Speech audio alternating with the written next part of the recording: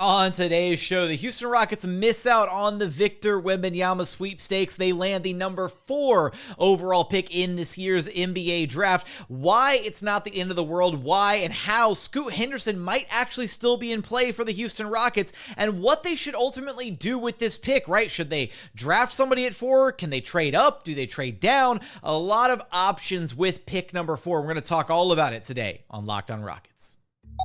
This is Mission Control, Houston. Ignition sequence start. The Houston Rockets select Jalen Green, Alperen Sengun, and Jabari Smith Jr. T-minus 15 seconds. Guidance is internal. Every time I step on that floor, I'm coming. Hey, Houston fans, I am so happy. You're getting somebody who's going to come in with a chip on their shoulder, somebody who's going to come in and compete from day one. 6, 5, 4, 3, 2, 1.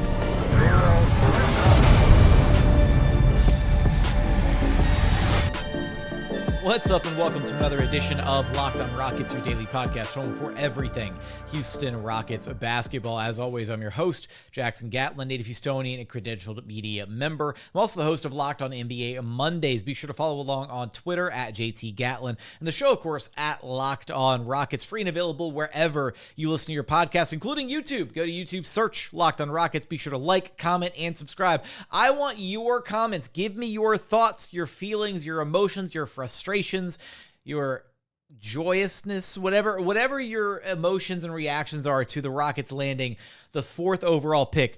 Tell me all about it in the YouTube comments.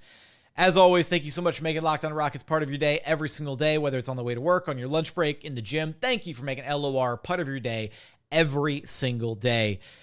Man, what a day, what a night. What an hour, what a build-up to the announcement. The NBA draft lottery is always such a crazy experience to have to dig through and wait and see where that Rockets pick is ultimately going to land. It came out at number 4 this year, and that's a really interesting spot to be in. It's not the best spot to be in. It's also not the worst spot to be in. And we're going to unpack what that means on today's show. And that's going to be very clearly the main focus for us here over the next month or so leading into the NBA draft is what in the hell do the Rockets do with this pick, man? Do they keep the pick? Do they try to trade up? Do they try to trade back into the draft? Do they trade down and try and recoup an asset? What are the options available for the Rockets? And we're going to explore a lot of these preliminary reactions in today's episode. But I just, going through that process, man, the roller coaster of emotions to be sitting there, you go through and you make it through the first, 10 picks. And you make it to the commercial break, right? That's the mountaintop, because you're just like, okay, just make it through. Okay, card flips at 7. Okay, it's not the Spurs. Okay, yes. Like, we're all excited and freaking out.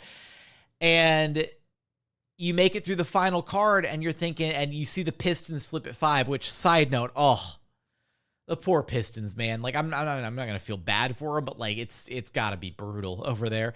I'm still kind of navigating my own. I'm still in pseudo shock and processing everything. So I'm going to try to be as focused as I can on today's episode. Sorry if it's going to be a little erratic, or, more erratic than usual, I should say. But you make it through. So you have that high, right? You're like, okay, we made it past pick 5 and pick 6. Awesome. And then you go into the commercial break and you're like, okay, still a chance. The hope is still alive, all that. You come straight back from the commercial break, first card that flips over, Rockets. And you're like, it zapped. And then from there, my gut told me for the longest time that Wemby was going to be a Spur. And of course, it happened. You see the third card flip, Portland, and then it's between Charlotte and San Antonio, and you're like, dude, all right, here it goes. Charlotte gets 2, Spurs get 1. Of course the Spurs got Wemby, right? for everybody who thinks it's rigged, it's not. I know it's fun to make jokes about it all and whatever. And even I was out there making jokes after the fact saying, look, he's Baguette Bowl, okay? Didn't want him anyways. All this copium on today. Look, there probably some of what we're going to talk about on today's episode is going to sound like copium, which it might come off that way. It's really kind of not, though, with pick number 4, because Wemby was always the grand prize. But there was always just a 14% chance at getting Wemby. And, only one team can walk away with Wemby. And being in that next tier of teams is not actually the absolute worst thing in the world. And I want to get into some of those reasons here in just a moment. But when we look at, I think when you zoom out a little bit and you take a look at the Rockets rebuild as a whole, right? This 3-year process that they committed to. And first off, they accomplished what they set out to do. They were bad for 3 years, and they got 3 years of top 4 picks. That's incredibly lucky, right? They got pick number 2, then they got pick number 3, and then in perfect order, they got pick number 4. That's really tough to pull off in 3 straight years. So if you could rewind time and tell Rockets fans at the very beginning of this rebuilding process, the moment James Harden left, that, hey, over the next 3 years, you're going to walk away with the 2nd overall pick, the 3rd overall pick, and the 4th overall pick in the next 3 drafts in a row, every single Rockets fan that I know would absolutely immediately say, yes, hell yes, sign me up. That's incredible. That's a great spot to be in. I know it stings a little bit because it's like, oh, you missed out on Wemby. Oh, maybe Scoot Henderson's going to be off the board. You don't get him at number 2. Yeah, that part hurts a little bit. Scoot still might be in play. There's optimism. There's hope. There's silver linings. I'm going to get to them. But 2, 3, 4 is a great spot for this Rockets team as far as how the rebuild has gone. And now the onus is on the front office to make something out of this. Because at the end of the day, being able to have and say that you walked away with picks 2, 3, and 4, that is more than enough. In addition to the other assets the Rockets have had along the way, trading for Alperen and Sengun, pick 17, turning into Tari Eason, pick number 20 this year, the $60+ million in cap space this offseason, that is more than enough to build a viable team, a good team. And the Rockets already nailed step 1 in the equation, right? They went out and they got arguably the best head coach on the market in Ime Udoka. And so while it would have been amazing to be able to pair Victor Wembanyama with Ime Udoka, the Rockets are still in an incredible spot moving forward with a lot of young talent, and they're going to be just fine. And honestly, at the end of the day, the very first time we see Thompson dunk over Wemby, it's going to be amazing. No, I kid. But on that note, I do want to talk about the possibilities with that 4th overall pick. Should the Rockets trade the pick? Should they just keep it? Who might be available at pick number 4? Why is it not a guarantee that Scoot Henderson is going to be off the board by the time pick number 4 shows up? There's a lot to unpack regarding all of that, and we're going to get there in just one moment. But first, today's episode is brought to you by Bird Dogs. Look, I'll be completely honest with you guys. I wasn't a shorts guy until I found Bird Dog. I'd wear them if I was going to the gym or whatever, but I wouldn't just wear shorts out and about willy-nilly. You ask anybody, friends, family of mine, it'd be like, have you ever seen Jackson wear shorts? I'd be like, Jackson shorts? No, right? I'd wear jeans, slacks, sweatpants, something from hip to ankle, basically, to cover up my leg, because I never felt like confident or comfortable wearing shorts in different, out with friends or on a date, that kind of thing, until I found Bird Dogs. Bird Dogs, they look incredible. They're super comfy. I mean, they've got this nice stretchy waistline. They look great. So many different styles to choose from. Honestly, they are some of the best shorts that I've ever owned. They're the only shorts that I own outside of, basketball shorts, but they're so versatile. You can wear them for a beach day. You can go to the pool in them. Again, you can wear them out, hanging out with friends, go out on dates in them, all that good stuff. And if you don't believe me, then you need to go check them out. Give them a try for yourself. Prove me wrong. They're going to be the most comfortable, best shorts you've ever owned. And right now, you can head to birddogs.com/LockedOnNBA. And when you enter promo code LockedOnNBA, they'll even throw in a free custom Bird Dogs Yeti-style tumbler with every single order. So go check them out. Go order yourself a pair of the most comfortable shorts you will ever own. Birddogs.com. And continuing on here at Locked On Rockets, your daily podcast, home for everything Houston Rockets basketball. Be sure to stay tuned in throughout the week as we unpack what this number 4 overall pick means for the Rockets moving forward. So many different angles and avenues to explore with what the Rockets could do with this pick. And we're going to get into some of that here in just a second. But for the masochist in me, I did have to, explore this, and it hurt a little bit finding this out. But when you look at the outcome of the draft, the slot, right, that the San Antonio Spurs found themselves in, by result of losing the coin flip with the Houston Rockets, is what guaranteed them Victor Wembanyama. So had the Rockets, it's, playing butterfly effect with the whole thing, right? You can look at it. Had the Rockets actually lost the coin flip with the Spurs, then they could have gotten their hands on Wemby. That part hurts a little bit. The Rockets came up just shy of the necessary number to actually land Victor Wembanyama, as reported by Jonathan Fagan of the Houston Chronicle, who was actually in Chicago in the drawing room when everything was taking place. And the Rockets were one ping pong ball away from the needed combination to land Victor Wembanyama, to land the number 1 overall selection. And apparently, Clay Allen, the general counsel for the Houston Rockets, who was in the drawing room, he was the representative for the Rockets at the time, as they were going through the numbers and calling out the ping pong balls and all this stuff. He actually, when the last ball was drawn, he actually leaned over to the Spurs representative and said, "Hey, I think that's you. I think you won." So just one bounce away, if you will. Oh, all right. It happened. We move on. So with that, why is it not the end of the world? Why am I not, I was disappointed, and I still am, that they didn't get Wemby, and I'm a little frustrated that they didn't even luck out with the number 2 overall pick, because it could just be, very clean, all said and done. Hey, take Scoot Henderson, great consolation prize, awesome, let's go, right? First off, of the scenarios that involve the Rockets not getting one of Victor or Scoot outright in this year's draft, and of the scenarios where the Rockets did land at number 4, this has to be arguably the best one, because the 2 teams that are actually ahead of the Rockets right now in the pecking order, with the Charlotte Hornets at number 2 and the Portland Trailblazers at pick number 3, is fantastic, because those teams already have point guards. LaMelo Ball with the Charlotte Hornets and Damian Lillard with the Portland Trailblazers. And when you look at what those organizations, A, when you look at what those organizations need, and B, when you look at what those organizations are likely to do in this year's draft, there should be a not inconsequential amount of optimism that Scoot Henderson might actually fall down to pick number 4.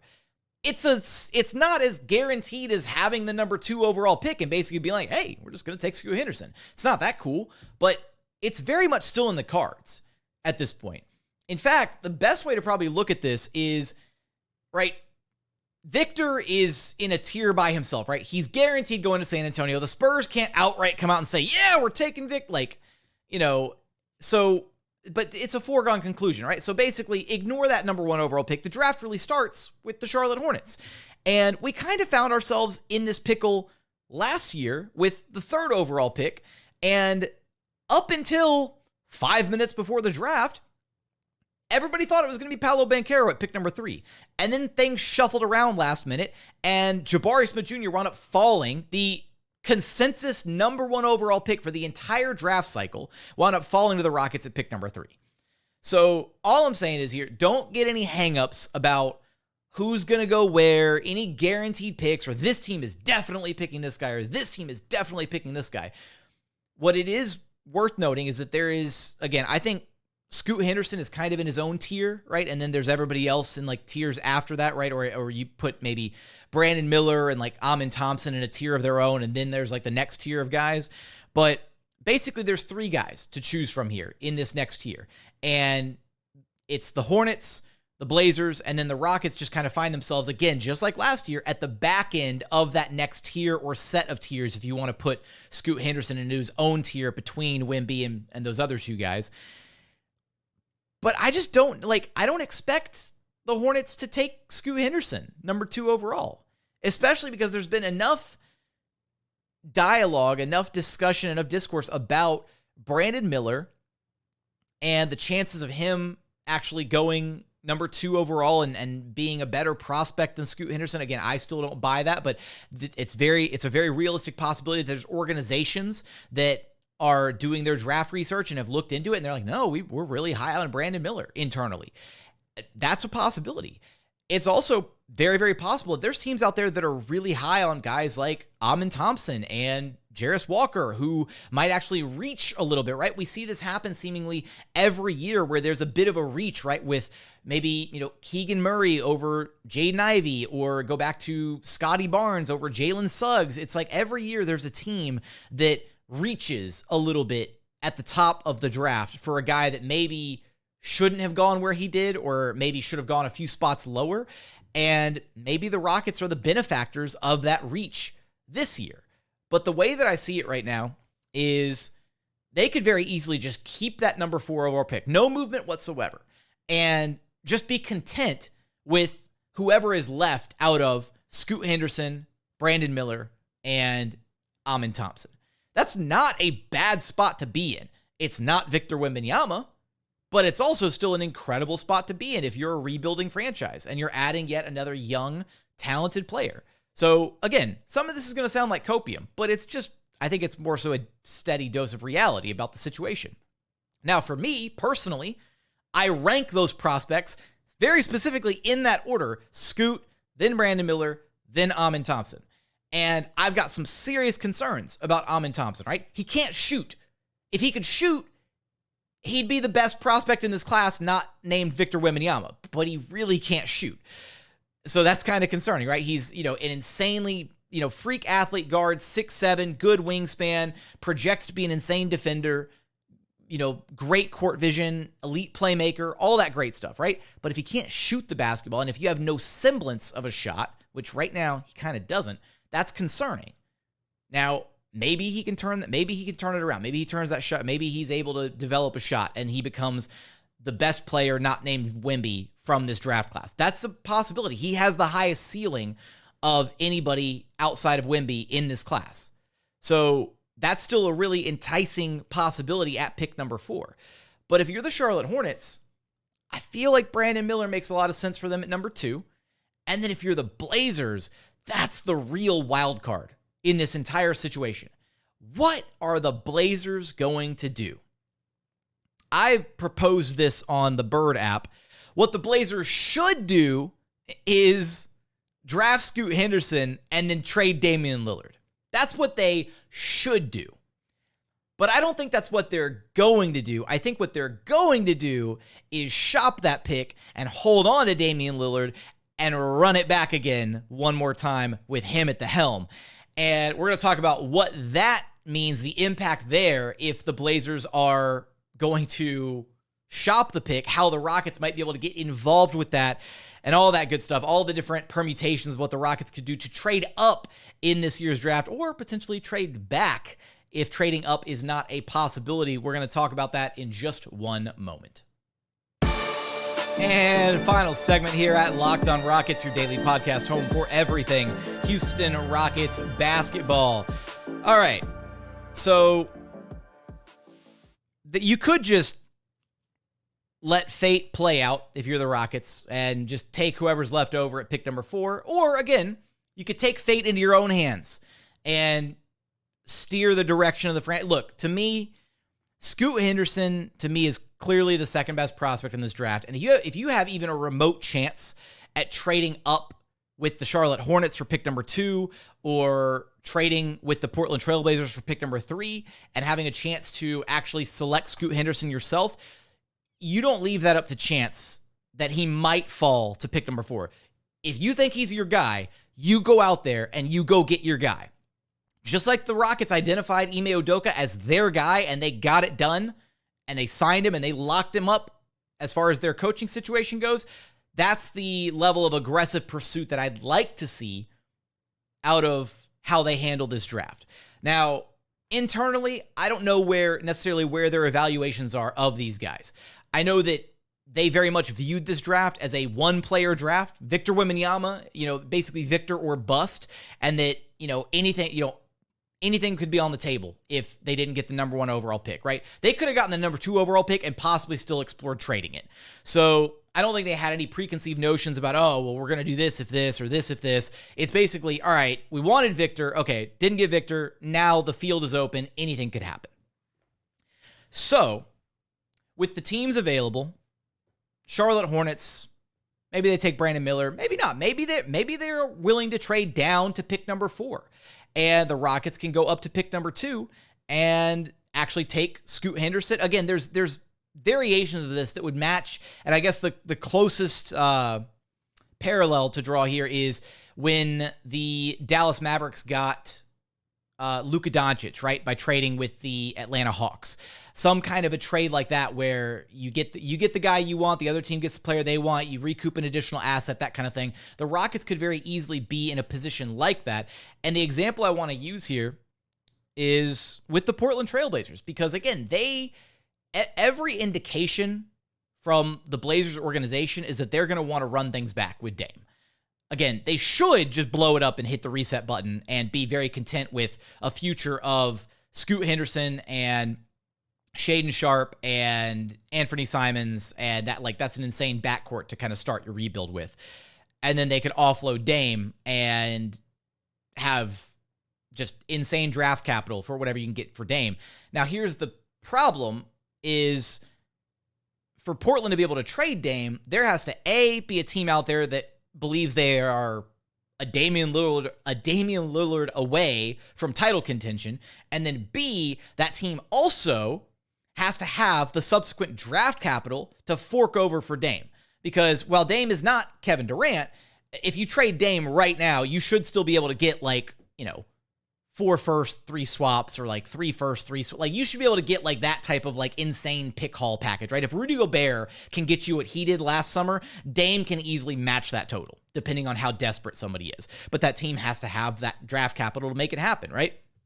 So I think the far more likely route is that the Blazers just run it back and that they trade that number 3 overall pick to get an impact player, somebody who can help them out right away, and run it back again with Dame. That's where, if you're the Rockets, enter Houston, you try and get involved as a third-team facilitator. And the suggestion that I'm running with right now, and we're gonna come up with so many different trade hypotheticals between now and draft night, but I think this one makes a lot of sense for all parties involved. I mean, I've even pitched it to a couple Blazers guys, a couple Nets guys, and I've gotten good reviews on both sides of the fence from this. Mikal Bridges goes from the Brooklyn Nets to Portland. The number 3 overall pick from Portland comes to Houston.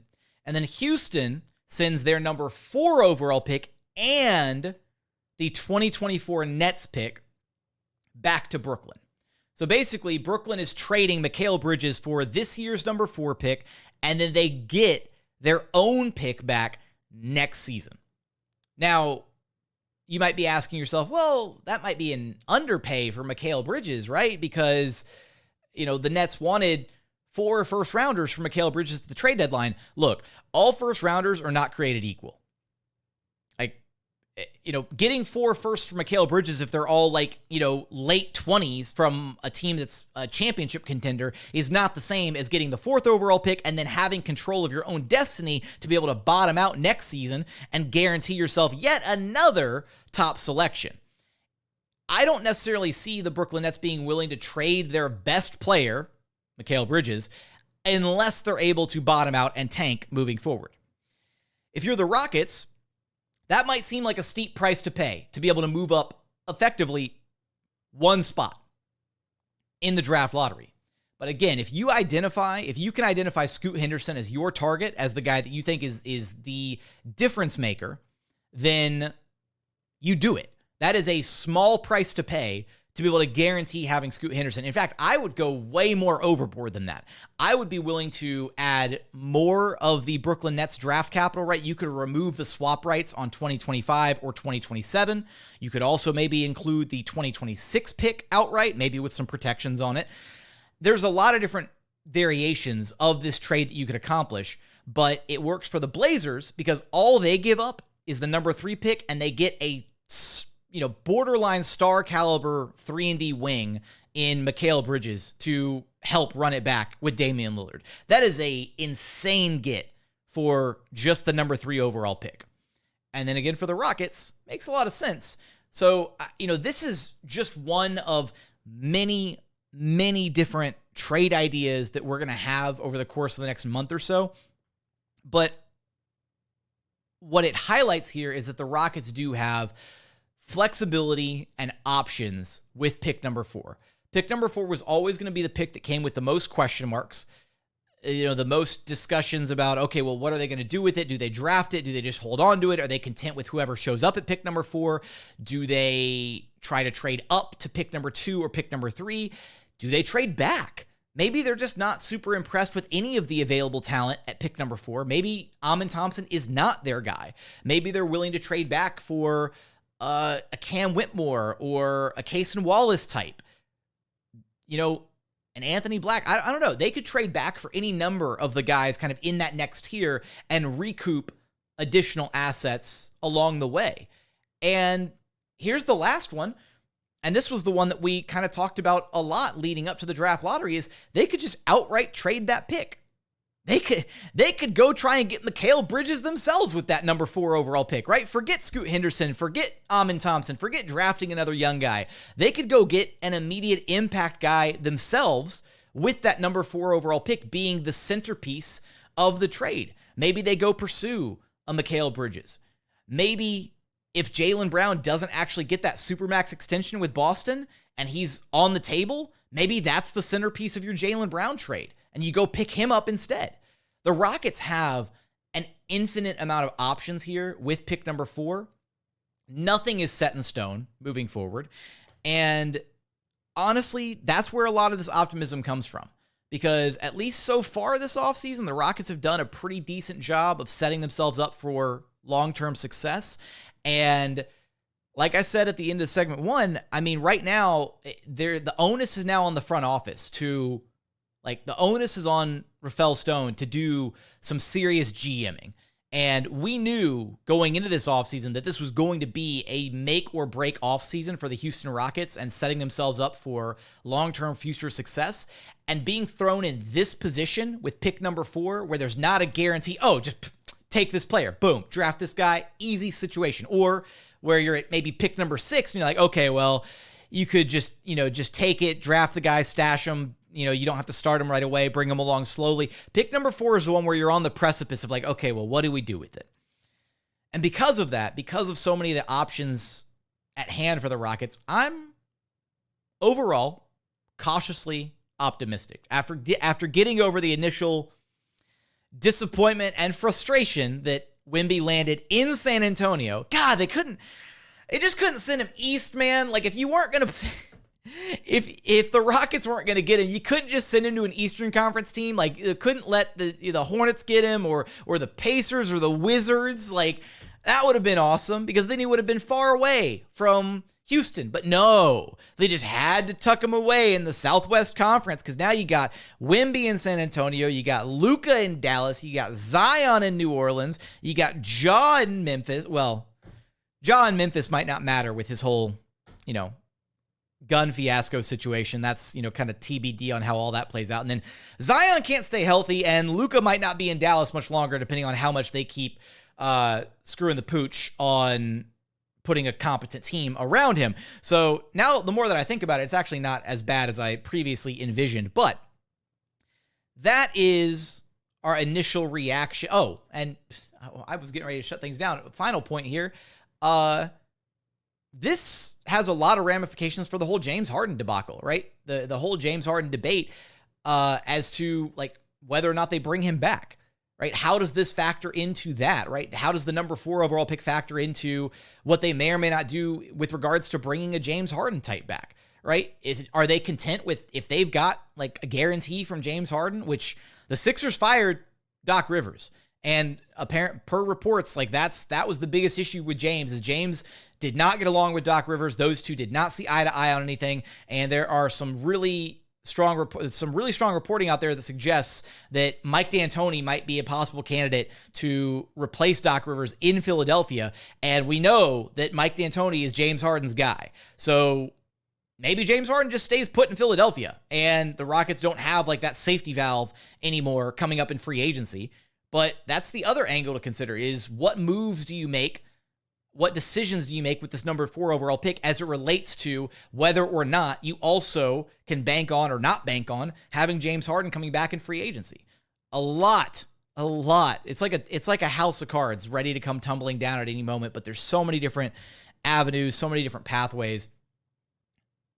This is just the initial reaction to it. And again, my takeaway, and I hope that maybe you feel a little bit better after listening to today's episode, that the Rockets have a lot of ways to build and be good moving forward out of this number 4 overall pick.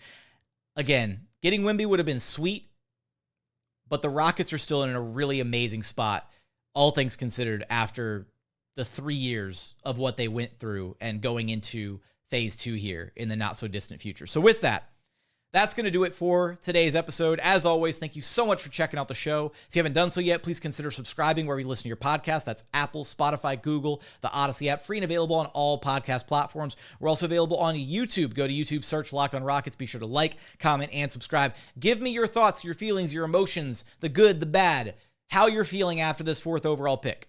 Are you feeling better after the episode? I hope so, because I feel pretty confident moving forward, and I want you to feel that same level of confidence. So with that, thank you so much for checking out the show. Thank you so much for watching. Thank you so much for listening. And we look forward to having you back right here at Locked on Rockets, your daily podcast home for everything Houston Rockets basketball.